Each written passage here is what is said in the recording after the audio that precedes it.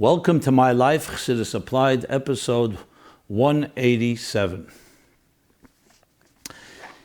As is our custom, we begin with something that is timely, connected to the weekly chapter in the Torah, or special days.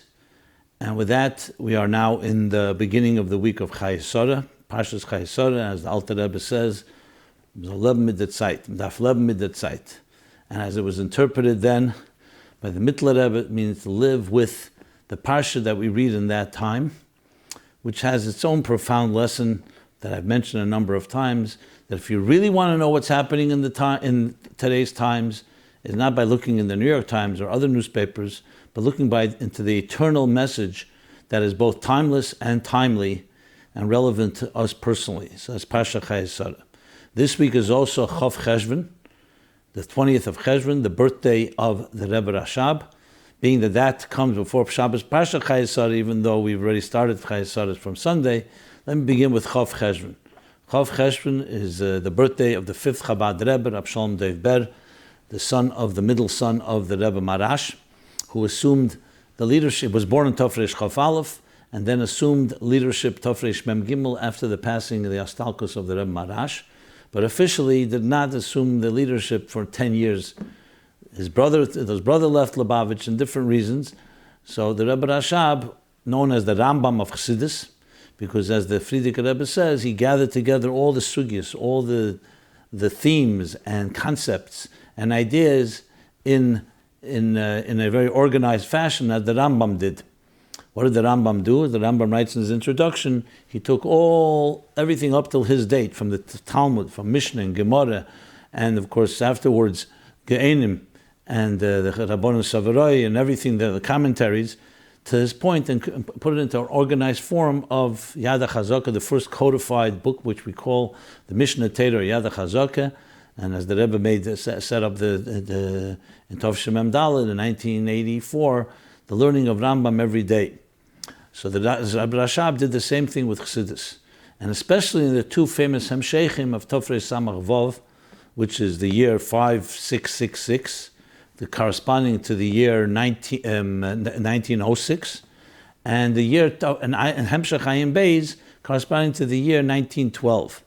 Both magnum opuses, but the Ayin Beis especially is triple the size of Samach Vov, and there you find all the themes of Chassidus in an organized way and in a connected way, because the Hemshech goes for 144 discourses, that's Ayin Beis, and then another volume, which is what's called the Chelik Shalei Nemer, the part that was not said. So the Rebbe Rashab has many things we can learn from. The Rebbe spoke about him a number of times, obviously many, many times, and especially in the Chof Cheshvan Farbrengens, as well as Beis Nissen. When Chof Cheshvan there were Farbrengens, Beis Nissen not always was a Farbrengen, if it was Shabbos or close to Shabbos. Beis Nissen is the yahrzeit of the Rebbe Marash. Of the Rebbe Rashab. And just to sum up one or two lessons from the Rebbe Rashab relevant to us is firstly the Rebbe Rashab's Hasbara Arucha and explaining Chassidus.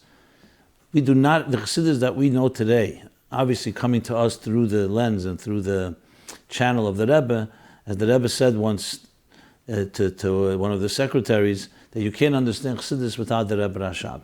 Because the Rebbe Rashab took the ideas and developed them into lengthy and detailed discussions that a person can really bite into, so to speak, and relate to them.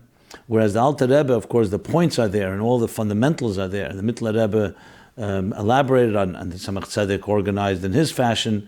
But the Rebbe Rashab and the Hasvona Hasbara, especially to Anoshim Kerkeinu, people like ourselves, that's the Rebbe Rashab's primary contribution as far as Chassidus goes. So many of the ideas that till the Rebbe Rashab were known were not developed in a way that we can relate to in the most specific way. Just to give one example, one of the chidushim of the Alter Rebbe was the chidush of Oyer. Oyer is the idea of energy or light, and that's something that obviously exists in the Kabbalah, why we use the word Oyer and not Shefa. But the chidush of Oyer, as it says in Samach Vov, in the Maamorei Chassidus, it says, B'zeh chidush admur Rabbeinu Agolo, Rabbeinu Nishmesein, which goes on the Alter Rebbe, that he explains Oyer as being the critical component that explains how we can relate to the divine. Even though Alakus and Atzmus, the core of the divine, is completely beyond us, but because Oyer is bottle, and it's selfless in a sense, in using more psychological terms. It has no substance of its own. Therefore, it can be a complete transparent channel to express to us the divine, even the divine essence.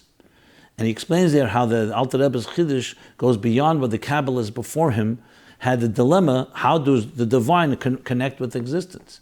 Either one of them has to be compromised, so to speak. In other words, either we don't have a direct connection all the way with the full divine, only with Kesed or with Ein Sof, but not with the core of Ein Sof, the source of it, or the connection is with the Etzem, but we are not fully connected to it because we cannot coexist in that sense. Oyer allows an interface to be created, a bridge that allows us to relate to, that we can, through bittul, through our selflessness and our committing ourselves to something greater than ourselves, can become directly connected to the highest levels. And that is a chiddush of the Alter Rebbe in Kabbalah, over the Kabbalists before him, as he explains in Vayelech. And this is the Rebbe Rashab, even though the chiddush was there before, because you have an Ageres HaKedesh Simon Chof written by the Alter Rebbe close to the time of his Istalkus, near close to Chavdal Tevis, but the elaboration and really appreciating that chiddush is specifically by the Rebbe Rashab. Just one example. Ayin Beis, just to bring something from there, Ayin Beis is something I've been teaching now.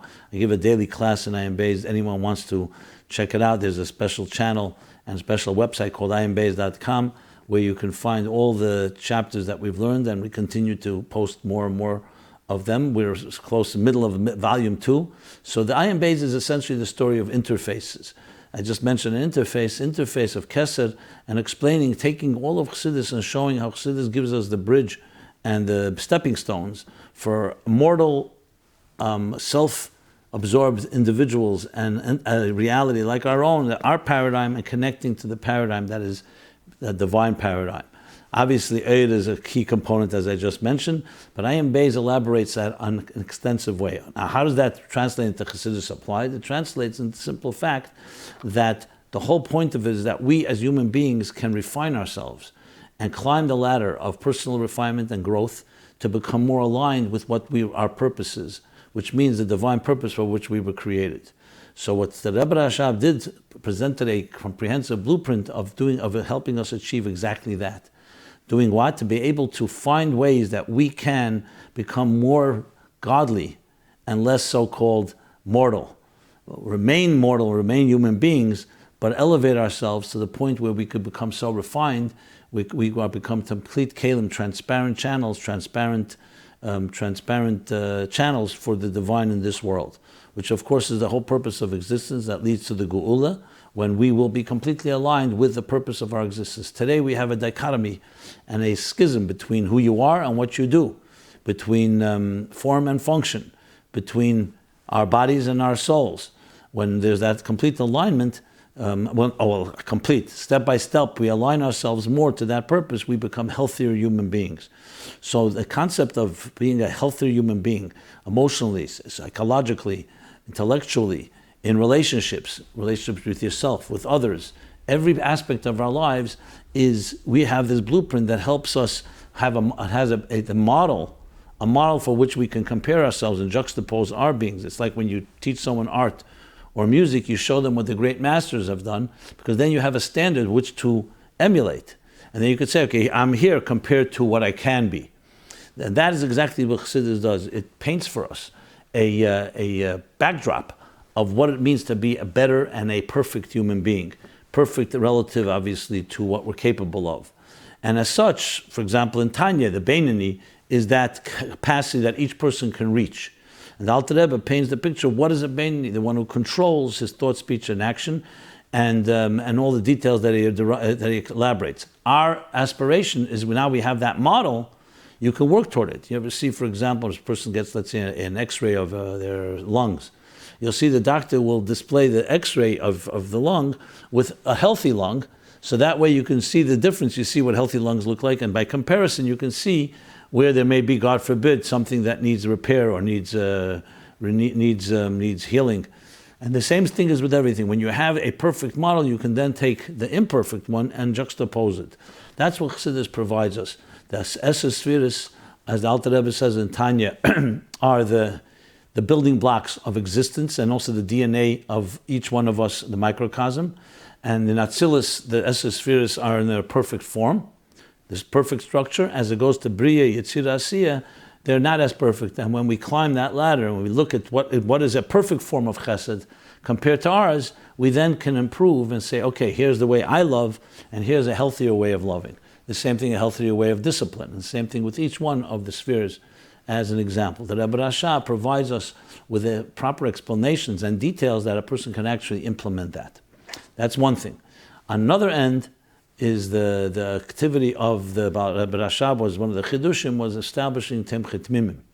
That in Tafresh Nun Zayin, in the year 1897, the Rebbe Rashab established the same year the Frierdiker Rebbe got married. Those days of around his marriage, the Rebbe Rashab established a yeshiva, as later he would say a few years later in the famous talk he gave, Kol HaYetzel Muhammad's Beis David, referring to the students in this yeshiva. And later the Rebbe made it clear both the men in the men's yeshivas and the girls in the girls' schools are soldiers, more than just students and scholars and educated, but being trained to be soldiers to fight the battles that would be coming in the 20th century and the 21st century. And those battles were against assimilation and against the forces that would defy and would resist the Moshiach. The idea of bringing the world to its perfect aligned place, as I just mentioned. And the Rebbe Rashab established this yeshiva, which till then there was no yeshiva that was called a Chabad yeshiva, training people in the Chabad way. Chabad children, Chabad's teenagers went to other schools, good yeshivas. The Rebbe Rashab, as he explains in his Kuntres Chaim, wanted something more than just learning. Learning is a given. Learning Nigla and Chassidus and being a master of that and becoming a scholar and a Talmud Chacham. But to take it all and turn it into tools that can be used to actually deal with the challenges that life presents.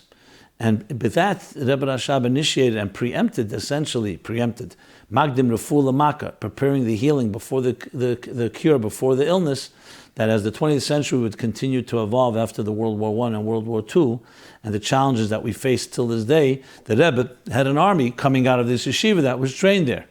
And that army, the Rebbe fully mobilized into the army of shluchim and shlichus that are active now in implementing the teachings of Torah, Nigla and Chassidus in a way that can be accessible to every person, no matter what background, which is essentially the purpose of your Futza Meinesacha Chutza, all in that fashion. So the Rebbe Rashab has this contribution, which obviously follows the spirit of what came before him and was continued to be developed by his son, the Frierdiker Rebbe, and then the Rebbe. But you see the Rebbe Rashab's crucial juncture in history, literally at the turn of the 20th century, meaning from the 19th to the 20th century, in Tafresh Pei, the Rebbe Rashab was nostalgic, and the Frierdiker Rebbe in 1920 took over. But you see that with that critical juncture in history that can truly be appreciated only in retrospect. And in tribute to Chof Cheshvan, I felt it important to share. In many ways, it is part of the critical elements necessary that we are now implementing today and applying Chassidus to our lives, to the lives of everyone we come in contact with. We have a language, we have a dictionary, we have a lexicon on which to access and call upon that can be translated, these ideas, to each person according to their measure and their way. It's also a Parsha Chayei. So one thought on Chayei, I actually just heard today an interesting story. I never heard it before. When the Rebbe Frierdiker Rebbe was sitting Shiva in Tafshin Beis, 1942, so he was in Chicago at the time when the news came, that sad news that his mother, the Rebbetzin Sternasara, the Rebbetzin of the Rebbe Rashab, was nostalgic, passed away. She was the first to be buried actually in the oil, right across, you'll see where the Frierdiker Rebbe is, right across Rebbetzin Sternasara. And the day was the middle of Shvat, it was Yud Gimel Shvat, Tafshin Beis. When the Frierdiker Rebbe was sitting Shiva, someone came to see him, and that someone said to the Frierdiker Rebbe, why does it say that when they sat Shiva, when they were mourning and grieving Sarah, Imenu, in Parsha Chayei, it says Livkeisa, they cried over her, and the Chof in Livkeisa is with a small Chof. So he said like this, that when a mother like Sarah has a son like Yitzchak, the crying is less than usual. The Frierdiker Rebbe, when he heard that, he smiled. His mother was Sarah, and the Frierdiker Rebbe's second name is Yitzchak. a word. One of the central themes of the Rebbe in Chayei is the idea that why is a chapter that talks about her passing and everything, all the events subsequent to her passing, called Chayei, the life of Sarah. You want the life of Sarah, you read Parsha Vayera, the previous Parsha, Lech Lecha, but Vayera primarily. Here you read the chapter, imagine the head of a chapter of a book, and it says the life of Sarah, you expect to read about her life. The first verse, in a way, it's like, I don't want to say false advertising, but it's like a misleading, because when you start reading the first verse, it says, Taka Chayei Sarah, V'yu Chayei Sarah, Shnei Chayei Sarah, the years of Sarah's life, 127. So it's the life of Sarah. It's summing up that she lived for 127 years and passed away. So the first verse right away is about her passing after her actual physical living. So why call them the chapter by the name Chayei Sarah? It's taka the first words in the chapter, but the content of the chapter is all about after her life. And the brilliant and simple answer is, what is life? If you ask a doctor, you ask a scientist, life is defined by the biological definition, the medical definition of life is a person who's breathing, their heart is working, their brain is functioning. The physical, biological definition. When you ask the Torah, what is life? The Torah says, Tzadikim gam b'misasam kruyim chayim. A tzaddik, even in their deaths, they're called alive. Rishoyim, wicked people, gam b'chayim kruyim mesim, even in their lifetimes, they're called dead. How could you call them dead? This one is physically alive, this one's not. Because life in Torah is spiritual life. It's a life worth living. Not just that we're walking around and breathing and our heart is beating. A life means a life that's lived to the fullest sense of the purpose of that person's life. When there are people who are living in this world physically, but in a way they're dead because everything about them is dead. They're involved in everything that's temporary. So they may not be physically dead, but it's just a matter of time. And then there are people who are involved in eternal activities even while they're in this world. And those eternal activities and those eternal contributions will live on forever. When do you see it? Only the day they pass. There are people, very powerful people, that live in this world. Money, power, influence, control. But the day they're gone, nobody wants to remember them. There are such people. Then there are others that we can speak about over 3,500 years later. Sarah, our matriarch, our grandmother, our great-grandmother, because her legacy and her ideals live on forever. So Chayei Sarah is telling us when is really the life of Sarah. You want to see how her impact is afterwards, not when she's physically there. When physically there, so everyone has some impact. What happens when her physical presence is not there? What impact did she have on Avram, her husband? What impact did she have on Yitzchak, her son? So the Torah continues. Yitzchak, when he saw Rivka, and he saw that she's glowing with the same aura that his mother had, that was his model, he knew she was the right person. So his mother lives on through Rivka. And then the same generation after generation after generation. The lesson to us is obvious, that in our lives we have so distracted by so many material, temporary, impermanent things. And that's how it is, the nature of people, that they forego on Chayei Elam, which means eternal life, for Chayei Shah, for temporary life, temporary benefits, temporary instant gratification, temporary satisfaction. The key thing we learn from this, what is really life? The things you do that will live on forever, that people will never forget. There are people who you can impact and touch, and will forever impact them and generations to come. That is called real Chayei, real life. The Rebbe Rashab, of course, embodies that as well. We talk about him so many years later. Tofresh Chof Aleph was his birthday. Now we're Tofshin Ayin Ches. So it's quite a number of years. And you're talking about a person because, as the Rebbe Rashab said, by the day of his istalko, the day before he passed away, I go to heaven, but you have me down below as I am in heaven through my ksavim, through my writings, as the Rebbe explains. The teachings of a Rebbe, his legacy, the teachings and the drachim and the paths and the direction that he gave us is what lives on. And that's how a Rebbe truly lives on. In the words I have inscribed my soul, that God Hashem says, and that's the acronym for Anoichi, the first of the 10 Commandments, which encompasses the entire Torah. And tzadikim deim lebeirim, tzadikim are similar to their Creator, so they too, in their words, in their teachings, in their lessons, in their legacy, in their living example, following that, Harenu, that we follow their ways, their Torah and their ways, with that they live on, mazare b'chaim, afu b'chaim, that as the children are alive, so too is he alive because he lives on through that.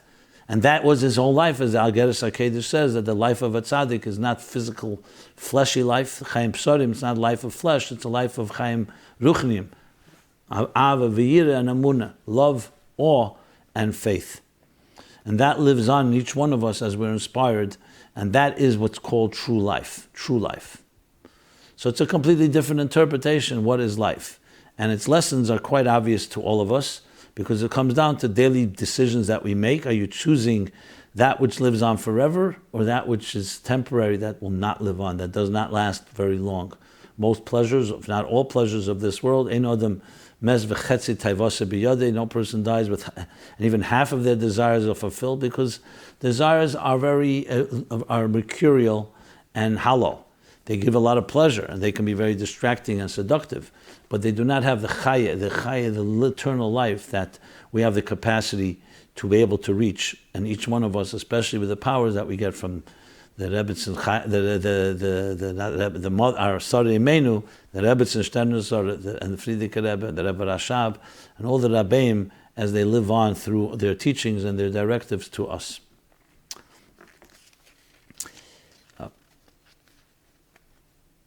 Okay, with that, let us go into a few topics and questions that were asked, some follow-up, some interesting stuff. We have a pretty, usually a diverse and quite fascinating topics to address. Let's start with, is it ever acceptable to compromise standards for others? As the person writes, is it possible that we lead our lives how it is best for others and not necessarily the way we truly are meant to be? I used to have a nice hadrus panim, which means a nice, beautiful face, usually refers to a beard. But now that I cater to a more modern crowd, I started to roll up the beard. Is there anything wrong with reaching out to others in an appealing manner, even if it does not fit for my standards? Okay, very good question. Every one of us has to deal with this in many different ways. And it really comes down to, obviously, let's first discount any type of issue. We're not talking about breaking halacha and doing things that are prohibited, because that obviously you don't need me to explain here that is not acceptable at all. We're talking about the grayer areas in life, where you're doing something, you're among others. Let's say you work in a firm or you're in a place where people have certain standards. And sometimes it may be more pleasant and more acceptable if you don't flaunt every one of your chumras and one of your particular higher standards. Where is it appropriate, where not? Now, obviously, a question like this is difficult to answer in general terms, because you have to know the circumstances and what it is that we're compromising and why it is we're compromising. Because, for example, there is the concept that Torah, there is a thing called the Musei B'nei Adam, where we do things and we behave according to the etiquette. And Ozel Lekarta, Holach B'nei Musa. You come to a city, you follow its customs. Only when it's not breaking, God forbid, any law, Torah law, and it's not in any way defying what Torah expects of us. But there is the concept, we don't dress as people dressed 2,000 years ago, 3,000 years ago. We do dress the modern dress. Again, halachically and acceptably, tzniizdik, and in a modest way, and all of that. We speak the language of the country we're in. I'm speaking English now. They learn Torah in Aramaic. The Alter Rebbe in Torah Mishpatim explains the idea of birur ha'lashenis. Speaking in the language of the host nation is a way of refining those nations, refining that places. So we see that there are plenty of areas where we do adjust. However, we wouldn't call that compromise. We would call that, wherever you go, you are bringing the integrity of the original, and that's exactly the point, the integrity of the original, to each respective place. But then there are areas like this person is writing, where let's say he's rolling up his beard, and he wouldn't have rolled it, he would keep it out, let's say, if he were not in this particular, what he calls more modern crowd. Now, if it's because of embarrassment or shame or weakness, then the leaning would be, you know what, maybe you have to learn to have more ge'en yankiv, more pride, and stand up. But again, it could also be, the reason is that doesn't stand out that much. So it's not an easy black and white answer. Some people would say, no, absolutely no compromise. You have to stand like that strong, and may be very true. That's why you have to know Lefi Adam and Lefi HaMatzav is an expression, according to the person and according to the situation. If I was advising someone, I'd like to hear the whole story, hear both sides of the argument, see the reasons, because sometimes it may be good for a person to stand up. Maybe they're just, wherever they go, they are very deferential, and they're always passive, and always being a pleaser. And then it may be good for them to stand up for certain things. I'm not talking about being provocative or being offensive, God forbid. We're talking about in a way that they may need that. Some other people are not that way. They have that type of pride, and this is not necessarily their challenge. And then you have to look at the situation, why they want to do a certain thing. And again, we're talking everything in the gray area of recourse, not, God forbid, in any area that's not allowed. Like, for example, from the point of view, let's say, a beard itself, we know that Rebbe's position, that Tzemach Tzedek's psak, that a beard is midaraisa. So some people say, we're going to business. For business purposes, better not to have a beard. The Rebbe's position would not be the opposite. A beard is actually a source for bracha, for Yud Gimel Midas Arachimim, and a source for blessings for parnassah, as the Rebbe said a number of times, that actually will help you in your business. So but this person may not be ready for that, so you need to explain it. That's why I'm careful not to just go ahead and make a statement, because I've received letters from some of you that say, why don't you just say the way it is and be adamant? Because you see what the Rebbe said. Because the Rebbe said the same thing, adamant, and then when he spoke to different individuals, it was all based on, for example, there was a businessman, a Chassidus Shaid, that for many years did not have a beard. And he wanted to grow a beard one year. He told me the story himself. And the Rebbe said to him, remember, once you grow it, you can't cut it off, because it's a dover shel kedusha. So talk to your wife about it. And bottom line was he did, and he didn't grow a beard. He wasn't ready yet. Years later, 10 years later approximately, he did, and he was already ready for it. Why didn't the Rebbe just tell him Tzemach Tzedek and so on? He wasn't ready. So it's important to also realize that you have to know the person and the situation. And people have to grow in that way. Just to be a zealot and dogmatic about things is not the derech. So we have to know what the standards are. We try to keep up the highest standards. And then you have to know, why would a person be compromising, and seeing if maybe it's not the right thing to do. Maybe it is the right thing, at least in that situation. Every case by case, but these are some of the guidelines. So the bottom line is, there's no question we should be proud Jews and behave in a way without any shame or apologetics, and be strong about whatever our positions are. But that still does not mean that there are situations where you come to a situation, there's an etiquette of the location, and as long as it's not one that challenges or in any way compromises a person's integrity, you have to follow that, or may need to follow that. Minhag hamokim. And this is true in many areas. Again, not black and white halachic. This is more customs or things that are reshus, and that's the central picture. Regarding this situation, I would need to hear more about why you're doing that. So in general speaking, to say it's wrong to reach out to others in an appealing manner, there's nothing wrong with reaching out in an appealing manner. You go mivtzoyim, you teach people, you speak to them on their level, on their terms. That's the point. Like the Rebbe says, Eves habriyas, you love the briyas, everyone without condition, regardless of their background. Or mekarvan the Torah. You don't bring the Torah to them, you bring the mekarvan them. You don't, in other words, lower the Torah. Mekarvan, you bring them, you elevate them to the Torah. But what does that elevating consist of? Is each case in its particular situation.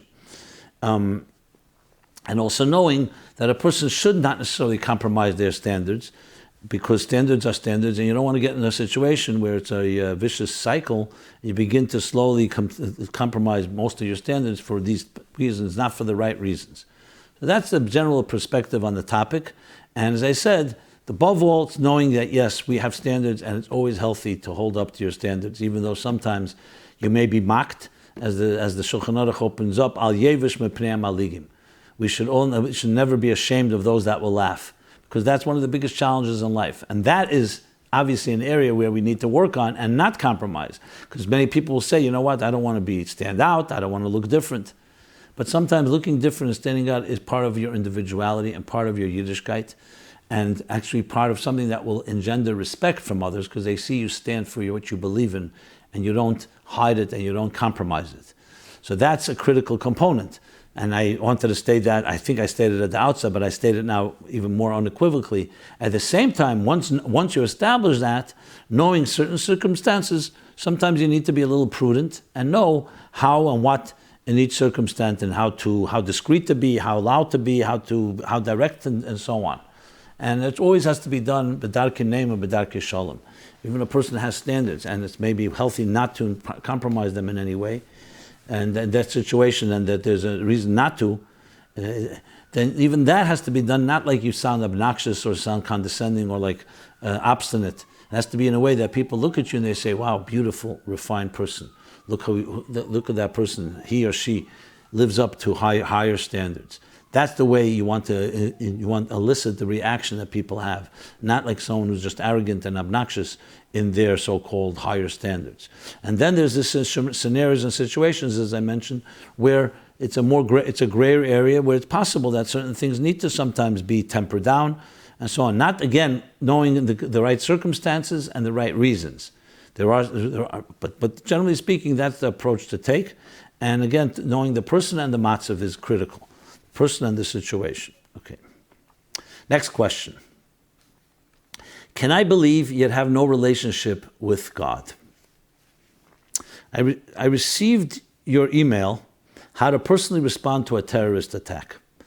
This is part of the output of the Meaningful Life Center. We send out obviously many things. MyLife is a very popular program, but there are many other things we do through the week, both video broadcasts, plus emails, plus audio, plus different things on social media. You can check it all out at meaningfullife.com and subscribe to any or all of these different offerings. So one of them goes out as what's called a soul workout that we send out several times a week, in video and also in writing. So I addressed, because of the New York tragic attack last week, so we addressed this past week how to personally respond to a terrorist attack, as opposed to, as opposed to the military response and the security response and the global or governmental response, the personal and a personal level. So the person is referring to that email. She says, how does Hashem and Amunah fit into this? When I hear of the attack, am I supposed to say, why Hashem? Should I feel anger? How can a kind God allow this to happen to innocent people? And then tell myself Hashem knows best. My reality is that I don't question Hashem, not because of great faith, rather because of ignoring Him. Oh yes, I daven, but really only read words, learn, etc., but not His Torah. Does faith mean being numb? Can you believe yet have no relationship? Okay, there's a lot of questions here, and let me just separate and divide them. There's another question that came in about this piece of the terrorist attack. How could you just talk about bringing harmony in the world and individually feeling strength when we know that we have to go to war with the Muslim extremists and so on? So let me just say for the record, if you're familiar with my writings, I write about it extensively since September 11th, and absolutely, in an unequivocal way, we have to understand there's a real war going on, and it's a religious war. But there are times you have to focus on individually. Person sees events, many people become extremely confused and overwhelmed. And I was addressing in this particular piece, not the global response, as I mentioned, which is critical, but the specific individual. What do you tell your children? Your children are not being recruited to go fight the war in Israel, in the Middle East, or in Europe, or in the United States. What do we tell each other individually? And that's what I was focusing on. So in that context, let's start with Hashem and Amunah. What do you hear? Attack? Well, we know the following. The Rambam says that when a tragic event happens, whether it's a natural event like the hurricanes that happened last month, or whether it's, in this case, a human being in a murderous and obscene fashion attacks innocent people. And I hear that today was yet another attack. I don't know what the circumstances were in Texas, San Antonio, but we'll probably hear more details. And they succumb pamayim, we shouldn't hear any more, and finally have the Geula, and we don't need any more of the discussion about the negative. But when unfortunately a thing like this happens, what is supposed to be our response? Should we just ignore it? Go numb, as you write? No, the Rambam says that a catastrophe takes place in the beginning of Hilchos Tainiyos, and we're aware of it. It would be cruel and insensitive to ignore it and say, Mikra Nikra, it just happened. We have to be introspective and look inside ourselves and see what is it that we and our actions can do to make things better. So we are not passive bystanders. We're part and parcel of the drama called life. And when events happen, we have a certain responsibility. This doesn't mean to point fingers and so on. Because of you, this happened.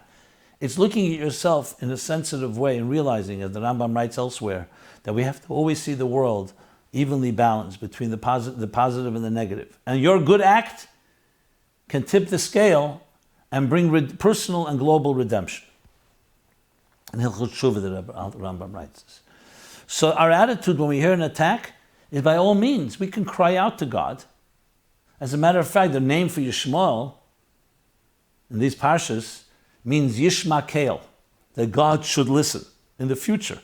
And the Medrash asks, why in the future? And he's one of the individuals whose name was given before he was born, that he should be called Yishmakel, and God should listen. So the Medrash says a fascinating thing.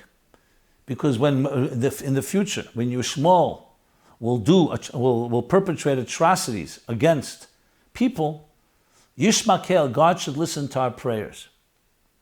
I wrote about this, as I said, after September 11th more extensively. It's of course applicable very much now to Muslim extremism. Muslims originating from the Arab world, originating from Yishmael. Whether there's a direct lineage or not is obviously not that simple. But the general lineage goes there. So Yishmakel, so we should pray to God. We should pray to God for our own security, for the welfare of others. God should protect every individual here in Eretz Yisrael, everywhere in the world, every innocent person. We cry out. When a tragedy happens, we cry to God. Why? Yet faith also dictates that at the end of the day, God calls the shots, not we do. But prayer can change things. Someone, God forbid, in a hospital, let's say due to a terrorist attack or for other reasons, we pray to God that the person should be healed. Why? Because that's what Jewish faith is about. Jewish faith is not a passive acceptance, whatever you say. Obviously you're God, but God wants us to beseech and appeal to Him. So that's to be our prayer. Should we have anger? Anger is misplaced, just like anger is misplaced against people.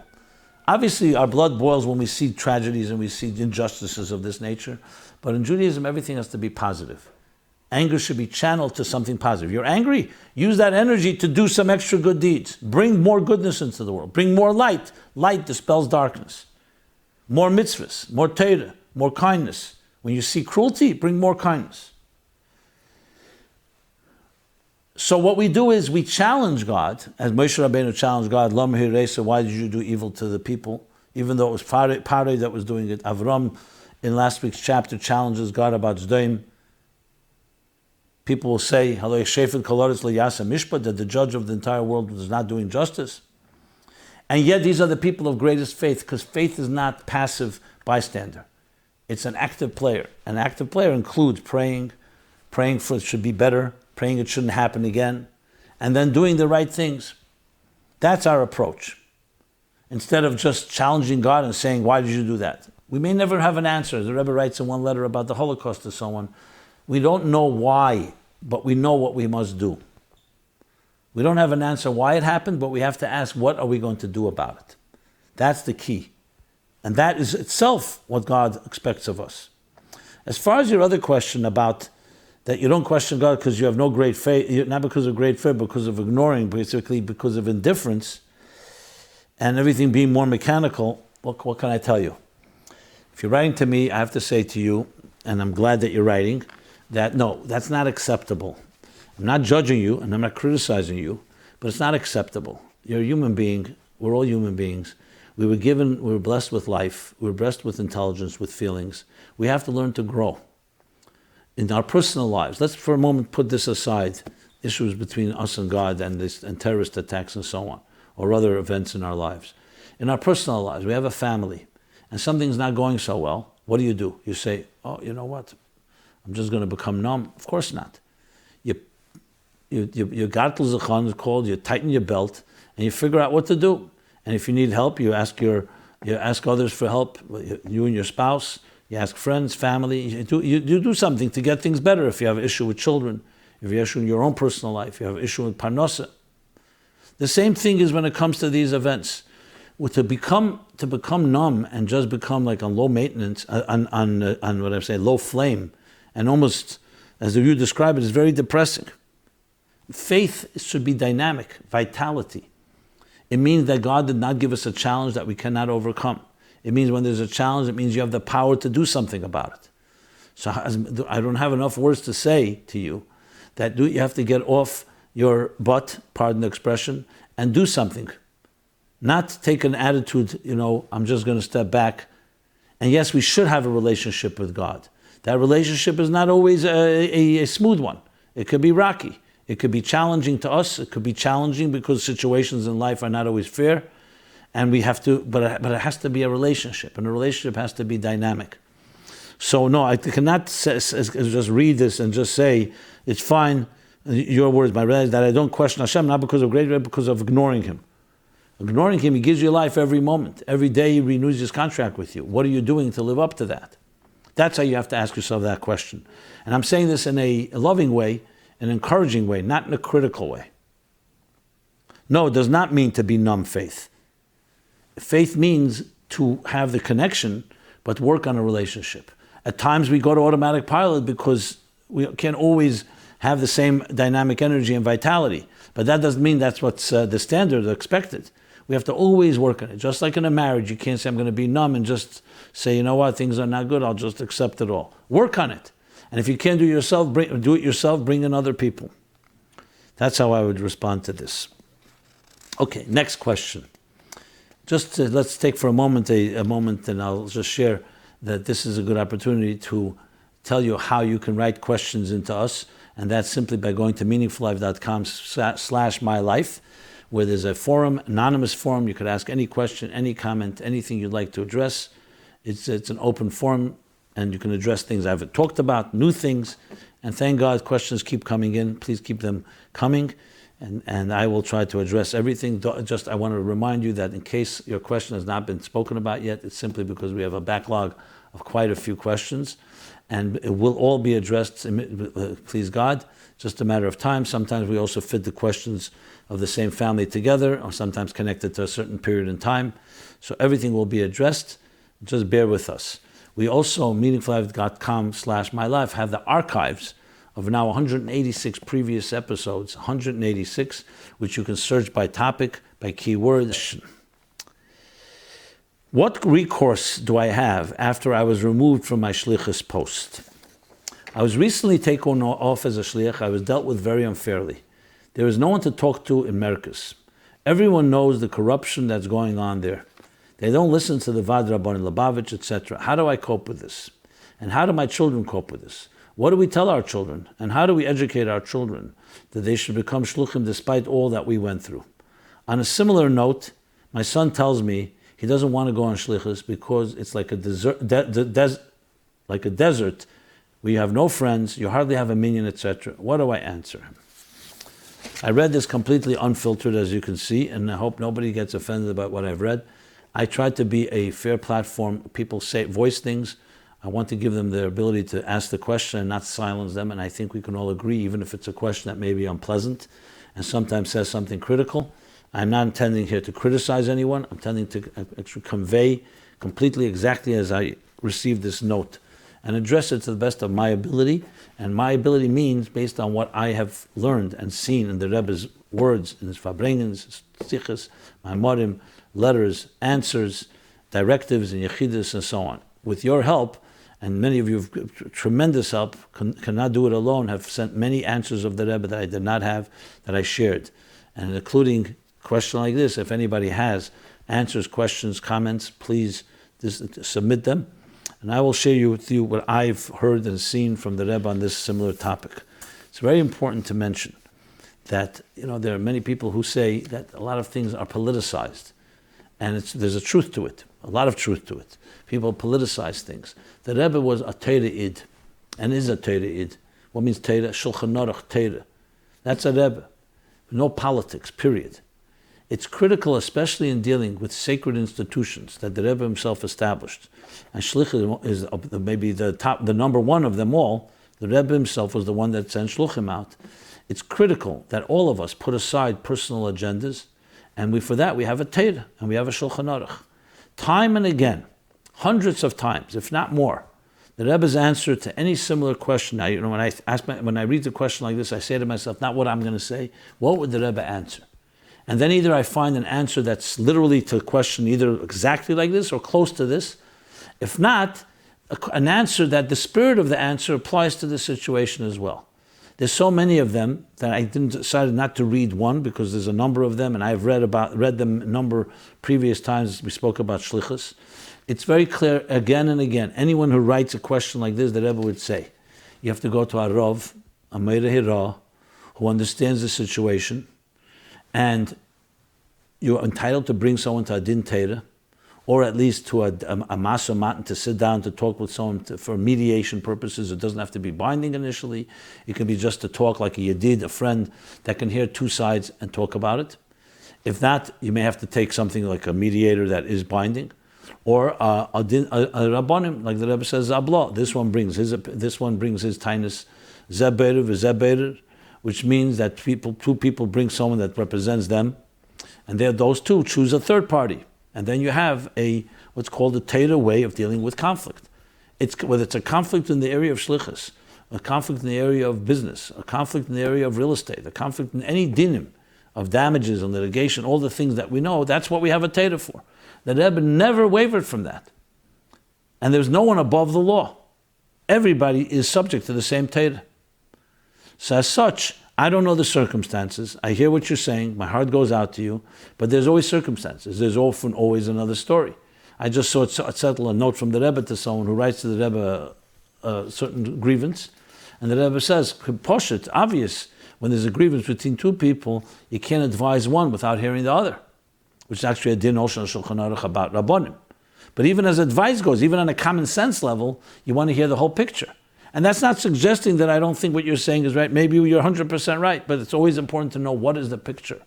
What else is being said? What does the other parties say, or parties?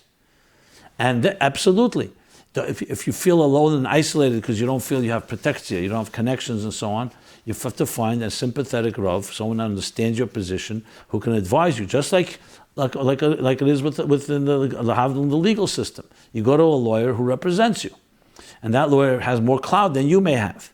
So my strong advice to you is, if this is indeed the situation, you feel that it was not fair, as you put it, there's recourse.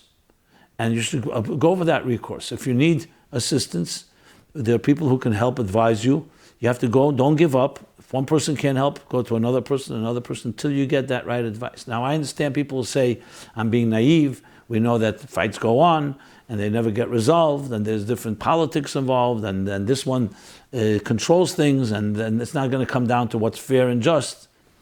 We have to still go with what we were taught, and that is a Torah and there's a Shulchan Aruch. To say that people have abused it, which is true, is not a reason for us to reject it, because what else do we have but that? And we have to keep demanding and keep pushing. So hopefully the truth will prevail, the Torah Emes will prevail.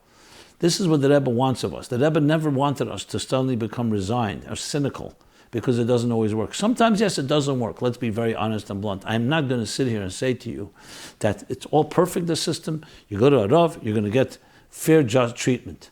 There is plenty of politics. I'm not mentioning names. It's not relevant to names. And everybody, we live in a complicated world.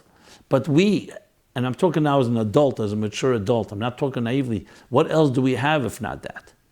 So we have to keep hammering away and try to find the right individuals that can help us get justice, so to speak. And often when you start hearing the different sides, you can start seeing that maybe each one has a certain argument, and maybe it's not a black and white story. I've heard recently some cases, situations with different disagreements among shluchim, and thank God there were mediators who came in and really helped. So I see hope. And trust me, I could also be cynical and skeptical, but I've seen situations where there is possibility for recourse, and I think I am totally believe that the Rebbe's will prevail, which means the Rebbe set up a system. There's no way this system is going to fail, God forbid.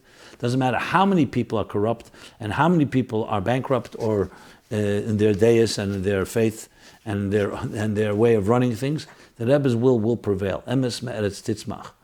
The question is, quicker or later, that's up to us. So you have to keep hammering away, speak to the right people. If you need some suggestions, by all means you can contact me, and I will advise a few people you can speak to that are fair, that are not subjective, and can give advice.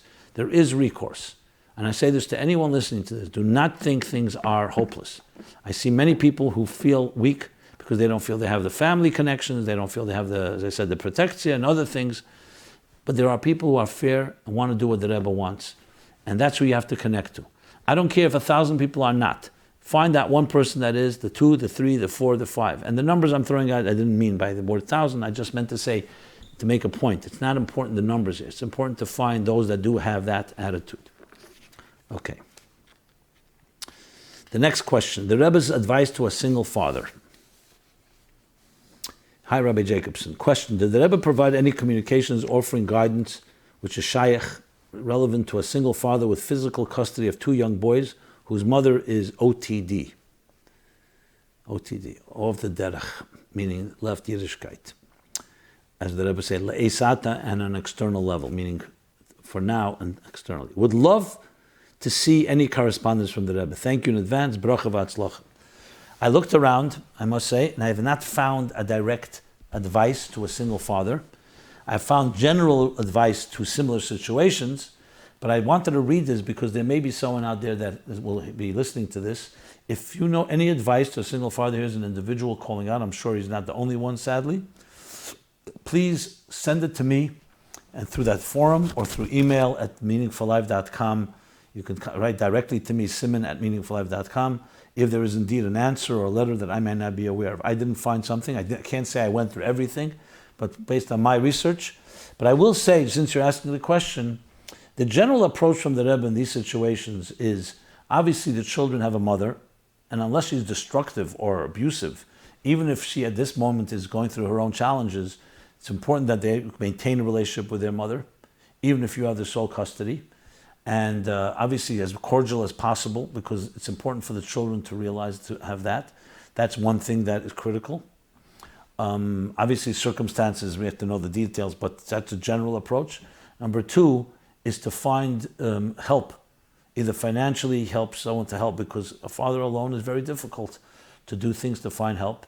Obviously if there's an option of remarriage and finding a good woman who can embrace the children, and I don't again to know the children's age, to young boys you say, would be a very tremendous thing. These are things that the Rebbe has written in similar circumstances and not exactly like this.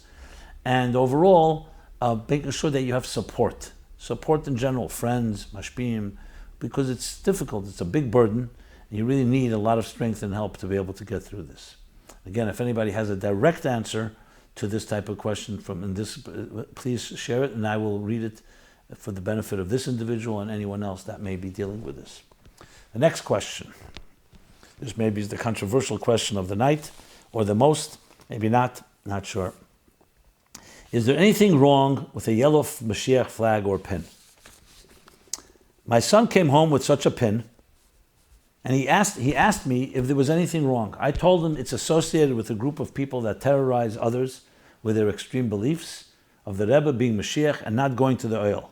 Did I give my son the proper response? Okay, let me step back. Before I answer explicitly this question, I think we have to address this whole topic in a broader sense of the word. I'm going to be speaking here, I am sure I'm not going to make everybody happy with this, but I'm speaking, frankly, in my opinion, an unbiased way that's completely driven by how I understand what the Rebbe said and how we should be applying that. I mentioned many times that the way we look at things is through the eyes of Torah, not through our own personal hergeshim and feelings, not through opinions. We have a Torah, thank God. So you have to ask a question like this, has to be asked from a Torah context. What would the Torah say about this? What does Chassidus say about this? What did the Rebbe say about this? So saying, well, the Torah doesn't speak about yellow flags. I agree. But there's the spirit behind it. So what does the Torah say about this? So let's establish that there are 3 things. In Torah and mitzvahs, and our behavior as Jews, there's things that are a mitzvah to do, you must do. It's an obligation. Shabbos, kashrus, and mitzvahs. We have mitzvahs that the Rabbeim told us, things that they expect of us, they told us to do. Mivtzoyim, learning Rambam.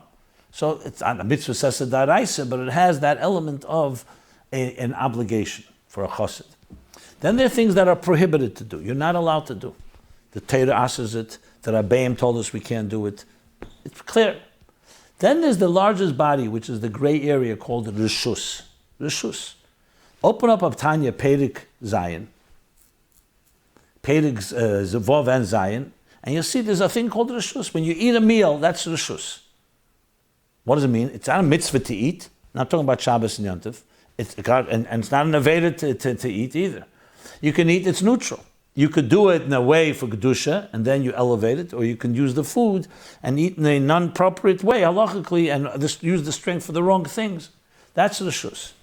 When it comes to Moshiach, it's the same thing. The Torah says Moshiach is going to come, because the Eibishter said so, b'teirosei hagdesha, and the Rambam is, he brings in the end of Hilchos Malachim. Moshiach will come. He also says Moshiach will come from Beis David, and the family, and he will be, and the signs that we know about Moshiach. And what is Cheskes Moshiach, presumed to be Moshiach, and what's Moshiach Vadei, when he rebuilds the Beis HaMikdash HaShlishi, builds the third temple, and gathers the Jews exiles. Then there's many things that are not allowed to be done.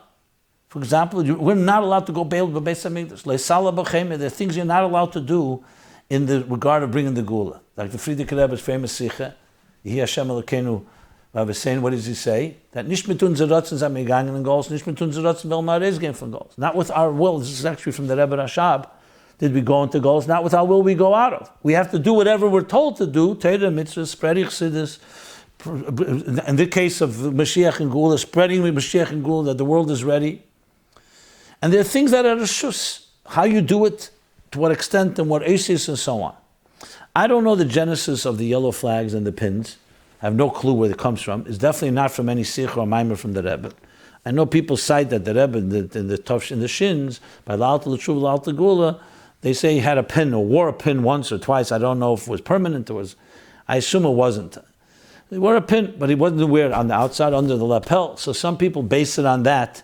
It's a way of awareness. Like someone told me, like wearing tzitzis, it reminds you.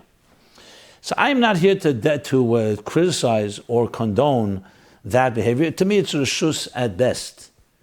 It's at best reshus. Somebody feels that that's a way that reminds them.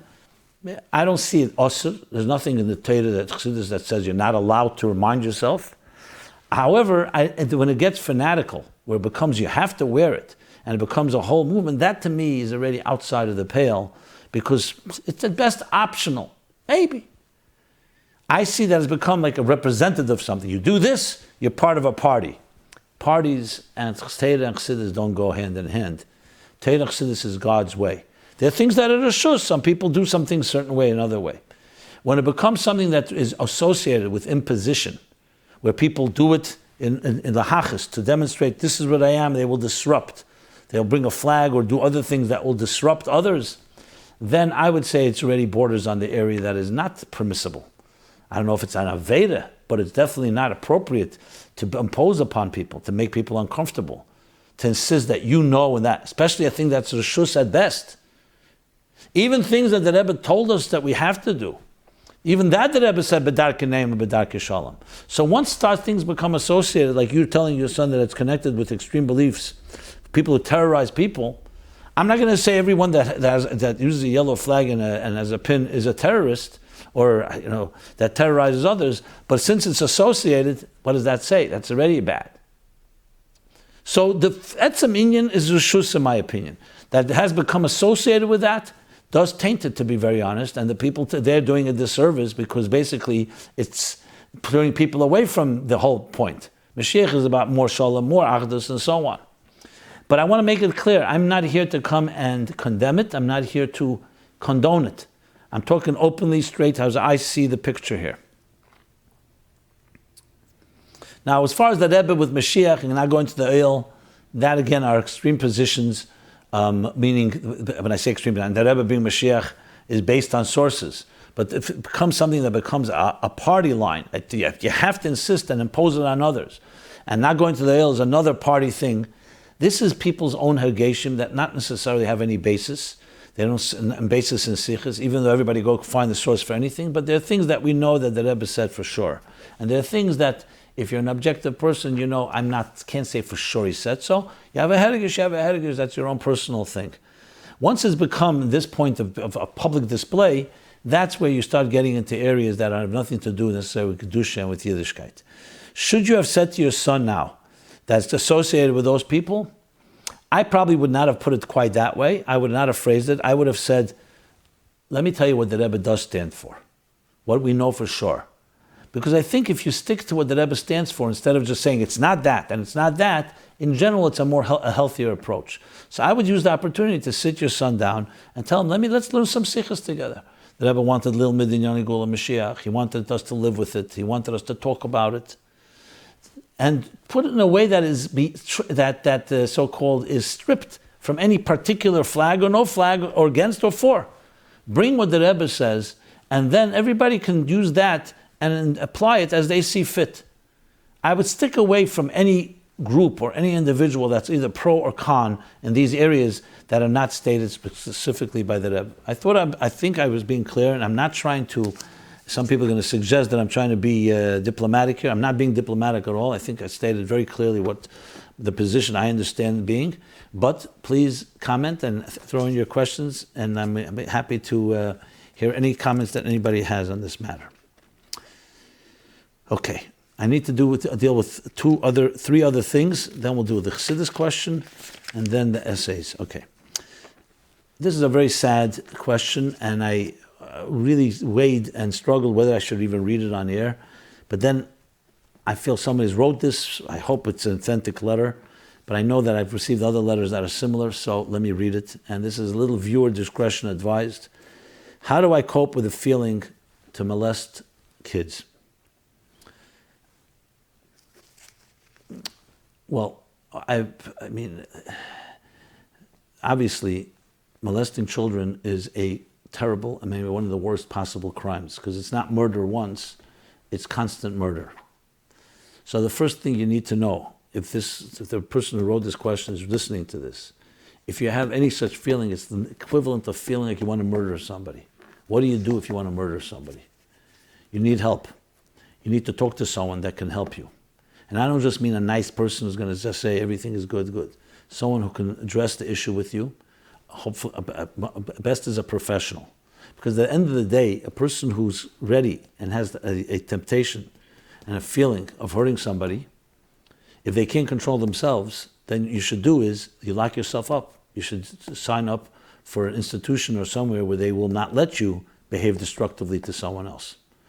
Now, I'm not saying that to be harsh. I'm saying that's why the first step is get help.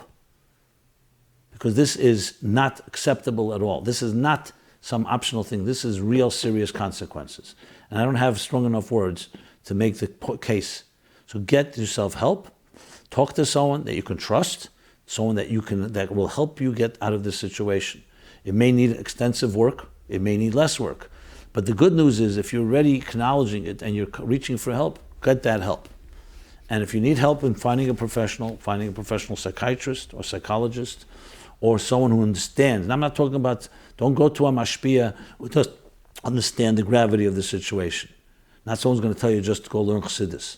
Someone who understands what it means to have such feelings and understands how you have to deal with it.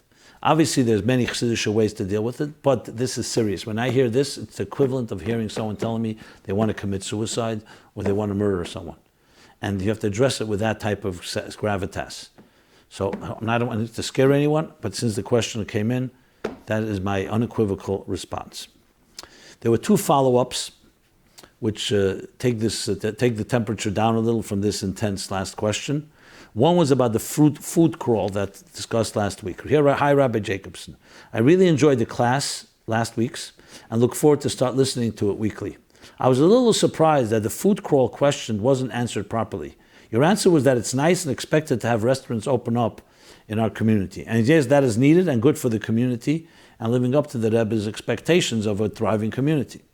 The question is it appropriate to have a food crawl where people are walking around Crown Heights, Kansiva Hashemas Abracha, and eat and drink in the street? If you watch the video after it happened, if you watch the video after, it just didn't look too edel. Thank you. I received similar questions, and it's true I didn't finish the whole topic. I spoke primarily that part of the growth of a community is you're going to have a certain cosmopolitan element to it, including restaurants.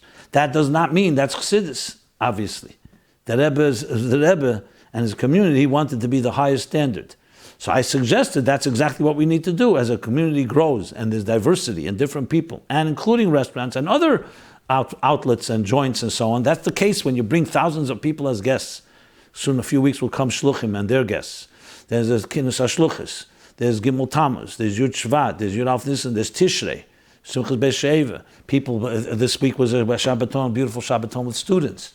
Hundreds and thousands of people. Inevitably, they're going to fill up the stores, and there's going to be a demand, and there will be need for eateries, and that's why why do you think these stores are opening? Not because they're empty, because they're making business. So that is a sign of a thriving metropolis. Now, our role, and that's the mission what the Rebbe wants, is to transform that. So Taka didn't spell it out with the food crawl, but let me spell it out. And I want to also make clear, some people felt I was being a little too light. Someone actually called me and told me, I can't believe how you would not protest absolutely. This is what the Rebbe fought for, that we should be going around and eating in the streets and tasting different types of foods. So let me say this. Obviously, I have my feelings on the matter as well, but in my life, Chassidus applied, not that I try to be balanced. I think it's important to be comprehensive and cover something and not in one narrow way, just to condemn things. First, to put it into context, which is what I tried to do last week. Now let me go further. The food crawl, if the Rebbe was asked about it, there's no question in my mind the Rebbe would not probably say, yes, absolutely beautiful thing, because it's not the Rebbe's inyan to do that. He never said that. Would he say no? I don't know. He probably would send to the Rabbanim or to Mashpiyim to get advice, because it's inevitable you're going to have, there are businesses in this community. Let's not talk about the food crawl. Is it appropriate to have a meeting in Crown Heights, all the businesses, to talk about how to collectively go to the government and get better conditions for our businesses here? Get tax breaks, get grants, or so on. Obviously, that's part. But if you ask the Rebbe would say, for sure, go to the right mumchim and make sure it's done right. It is part of a business climate where someone sees restaurants and they're looking for an opportunity to, as the hosts of this event did, to try to get awareness of their own company. Obviously, this was an advertising thing, a marketing thing. It wasn't just for the benefit of the community. And obviously, their business is to benefit the community in this eatery way. Personally, is this my shlichus? Is this the Rebbe shlichus? No. It's a business opportunity. It's not osur, as I mentioned before. It's not prohibited. So it's something, and I think it should be done halachically. Is it in the spirit? No, it's not in the spirit, because that's not what the Rebbe wanted, that people should sit and be tasting foods. But it is a common thing when you're going to have, that's what I was referring to, when you have restaurants, and many of them, and you have businesses, and the people who are promoting them, and want to turn it into something broader, it's inevitable you're going to have things like this. This doesn't mean we have to endorse it. It doesn't mean we have to necessarily say this is the shlichus of our generation. Absolutely not. It's part of the reality. I see it as more of a business opportunity / the standards of secular food, eatery, bazaars, or what do you want to call them, conventions. You know, when they have these kosher fests, different places where all the kosher foods come together in the Javits Center or other places. I see it part of that culture, a part of the so-called kosher Jewish, kosher food business culture, which Crown Heights is part of. And our job is to make sure it's elevated as much as possible. But I would have suggested to the people, if they were going to do it, I would have said, make sure that there's some Chassidus in it. Maybe they should have added in the food crawl, in the Torah, what is the meaning of food?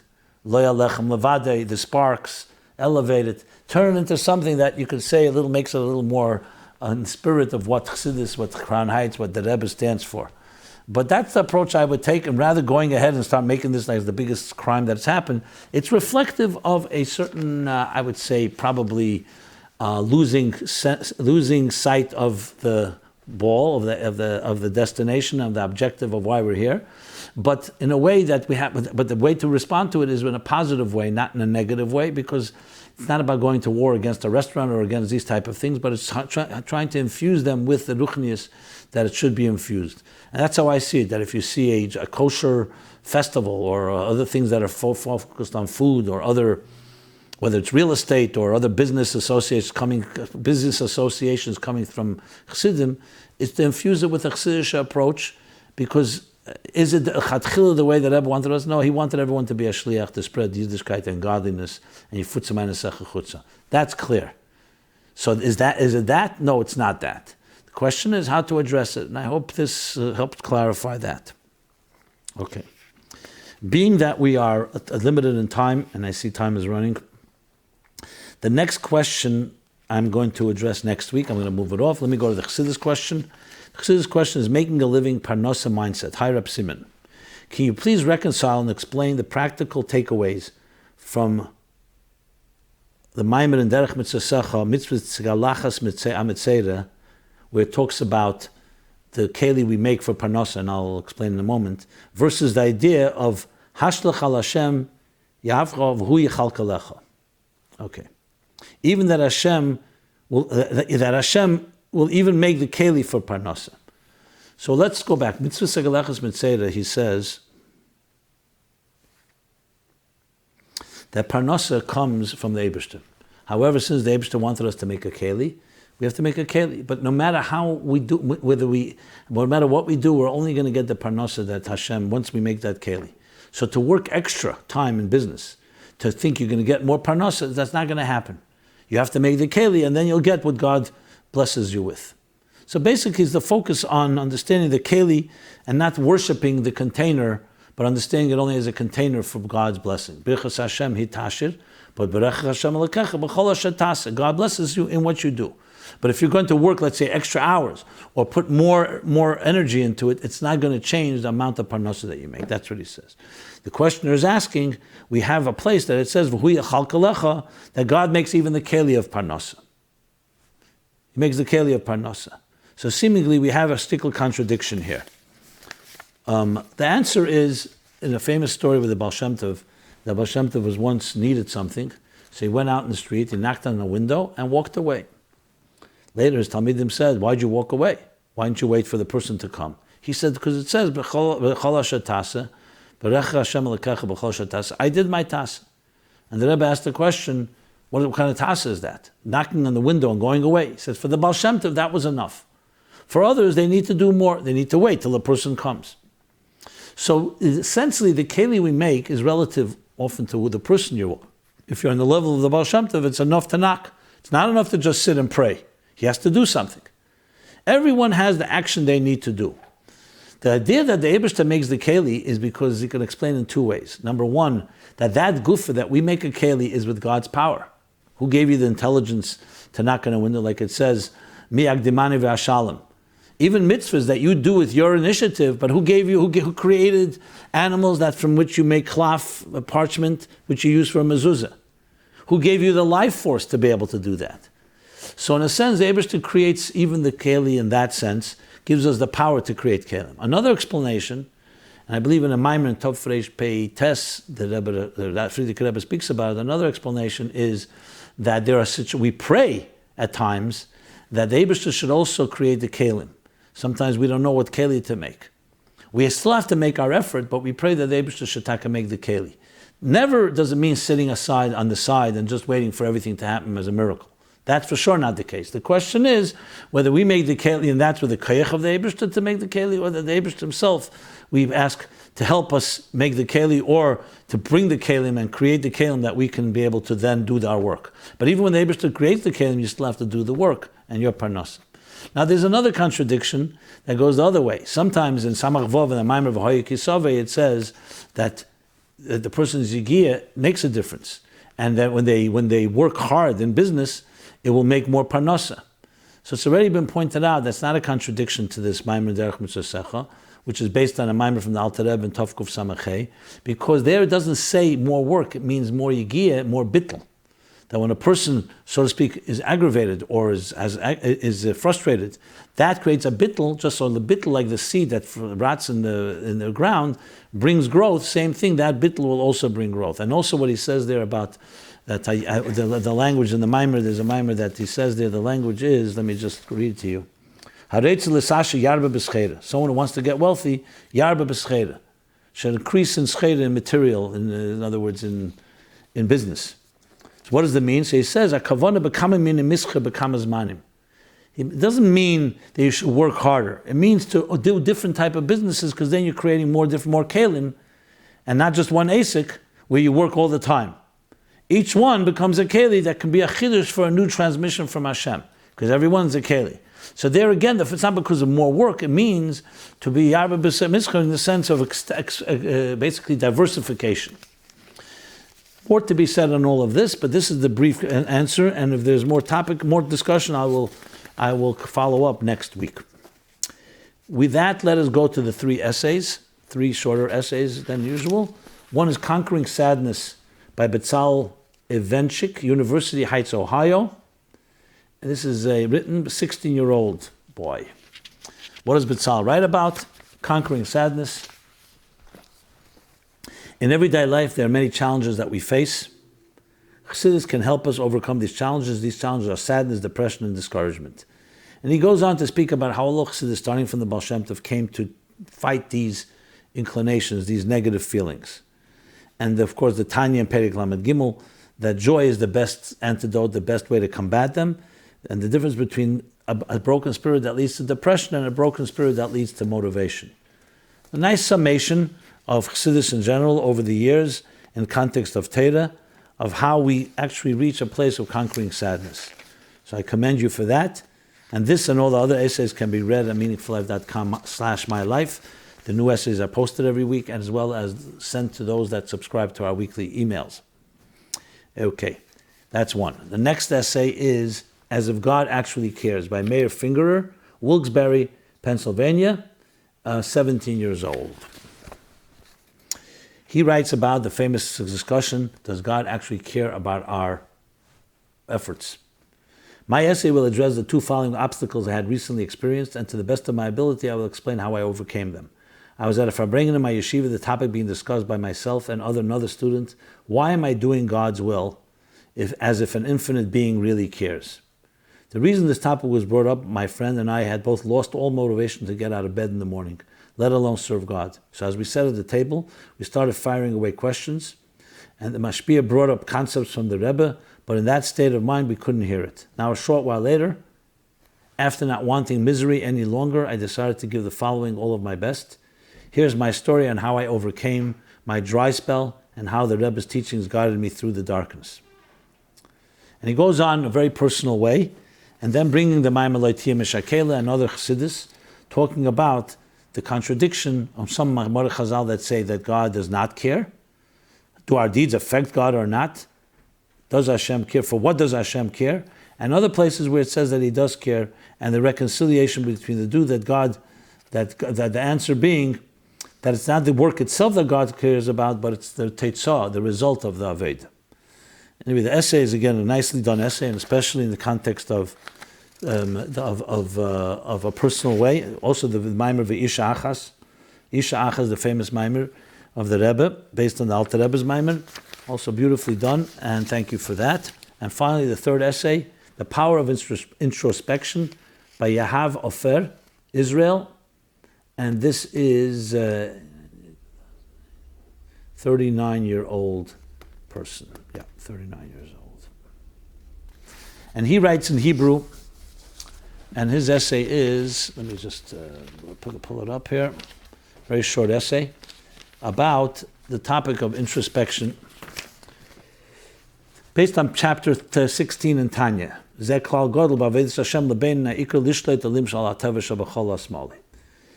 he goes and brings a few case studies of people who have children who are not listening. How do you get them to listen? People dealing with depression or loneliness. Friends that have jealousy and competition that is hurting their relationships. And he takes the Tanya and explains and applies that, how we can deal with that in a personal way. Again, nice essay. Thank you for that. And with that, we will conclude this week's episode 187 of MyLife Chassidus Applied. It's always an honor and pleasure to be doing this. And may Hashem help in the merit of Chof, Cheshvan, and Parshas Chayei, and all the other great things coming up, especially in the next month of Kislev, that we should be zeicher through Yefutza Meinasecha Chutza, spreading the well springs outward, applying Chassidus to our personal lives, dealing with our personal challenges, that we should be zeichet as Moshiach told the Baal Shem Tov, Osimar, the Malka Mashiach, the Gula, Hamitis Vashlema. Everyone have a very blessed week. Until next Sunday, 8 to 9 p.m. This has been My Life Chassidus Applied, episode 187. Thank you.